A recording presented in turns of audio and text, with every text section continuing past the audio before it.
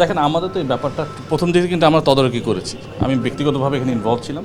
আর Naim arrest হওয়ার পরে তার সাথে আমার অ্যারেস্ট বলি নাইমকে যখন তারা নিয়ে যায় থানায়, তখন তার সাথে আমার বেশ কয়েকবার কথা হয়েছে। ব্যাপারটা কিন্তু আমরাই হ্যান্ডেল করার চেষ্টা করেছি এবং নাইমের পাশে আমরা আছি। আমরা মোটামুটি যা বুঝতে পারছি কর্তৃপক্ষ যথাযথ ব্যবস্থা নিচ্ছে, অ্যাকশনগুলো নেওয়া হচ্ছে।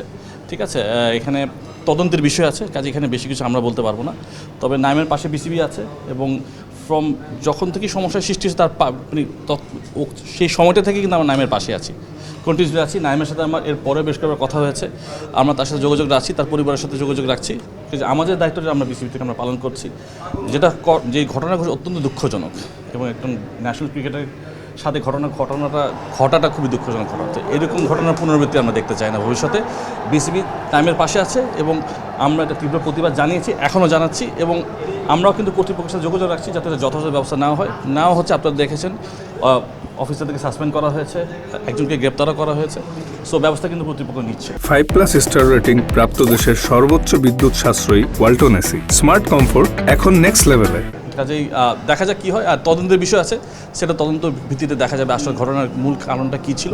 বাট আমরা যেটা বুঝতে পারছি যে এখানে ঘটনাটা এখানে একটা খুবই দুঃখজনক মূল জিনিস হলো যেটা আপনার নাইম কিন্তু কথাটা বেশ কয়েকবার বলেছে যে সে যদি ন্যাশনাল ক্রিকেটার না হতো তাহলে তার এই মানে সে এই যে এখন যে বর্তমান অবস্থা আছে সে কিন্তু সুযোগ পেত কি না, যেটা আমার দেখার একটা বিষয় আছে। হ্যাঁ, এখানে কাজেই আমরা তাদের পাশে আছি এবং এখন কিন্তু অথরিটি কিন্তু একটা যথাযথ ব্যবস্থা নিচ্ছে। ভাইয়া, কালকে পরিচ্ছন্নতাদের বেতন বাড়ানো হয়েছে এবং 8,500 টাকা করা হয়েছে। আসলে আপনি ফাইন্যান্স কমিটির চেয়ারম্যান, আসলে এই ব্যাপারটা কীভাবে দেখছেন? এটা আসলে কত বড় ব্যাপার?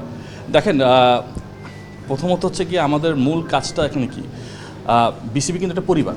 এখানে খেলোয়াড় আছে, বিসিবির কর্মকর্তারা আছেন, স্টাফরা আছেন যারা অনেক বছর বিসিবি সার্ভ করেছেন, একদম নিচে থেকে উপর পর্যন্ত।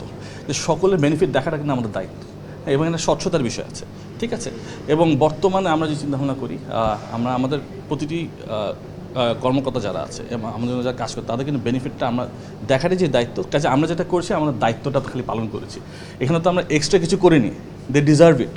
তাদের পাওনা টাকাটা আমরা দিচ্ছি, এটা অনেক আগেই বাড়ানো উচিত ছিল। যতদূর জানি আসলে মিরপুর স্টেডিয়ামে আসলে অনেক কিছু সংস্কার করা হয়েছে দর্শকদের জন্য।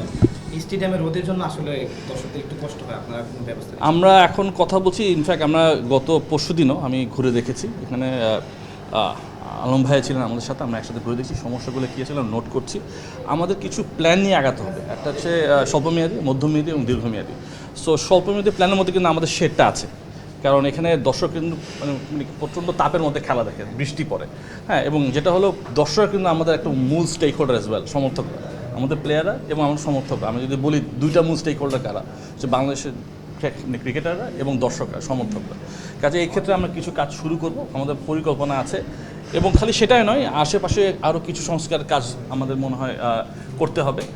রিসেন্টলি আমরা দেখবেন যে আমরা প্লেয়ারদের বাথরুমের একটা সমস্যা ছিল, সেটা আমরা এখন সমাধান করেছি। এরপর আমরা ড্রেসিং রুমে নিয়ে কাজ করব। আস্তে আস্তে সব ফেসিলিটিসগুলো আপগ্রেড করা হবে, কারণ সুযোগ সুবিধা আপগ্রেড না করা গেলে কিন্তু খেলোয়াড়দের সুযোগ সুবিধা আমরা আপগ্রেড না করতে পারি, তাহলে ওই ক্ষেত্রে এটা আমাদের দায়িত্ব তাদেরকে ফেসিলিটেট করা।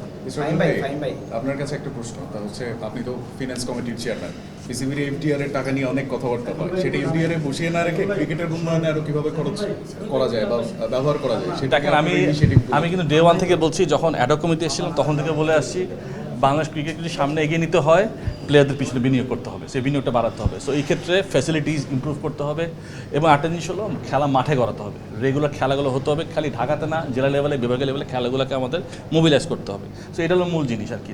সো এটা আমরা করার চেষ্টা করছি, সময় দিন, মাত্র তো বেশি দিন হয়নি আমরা দায়িত্ব নিয়েছি।